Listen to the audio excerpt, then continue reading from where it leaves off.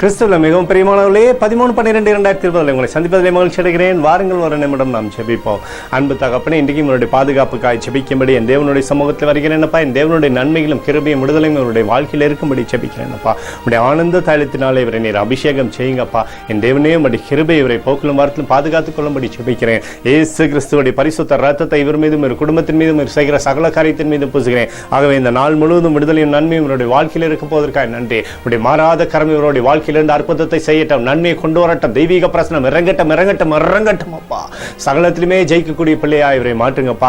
சங்கீதம் 37:4 இருதயத்தின் வாஞ்சியை நிறைவேற்றுகிற தேவன் என்று சொல்லியிருக்கிறீங்களே ஆண்டவரே, இவருடைய இருதயத்தின் வாஞ்சியை நிறைவேற்றி தருவீராக. என் தேவனுடைய பிரசனம் இவருடைய வாழ்க்கையில் இருக்கட்டும், நன்மையினாலே இவருடைய வாழ்க்கையை திருப்தியாகுங்கப்பா.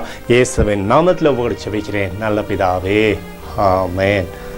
பெரியமான ஜெப பங்காளரே, ஒரு நிமிடம் நாம் இந்த தேசத்திற்காய் ஜெபிப்போம்.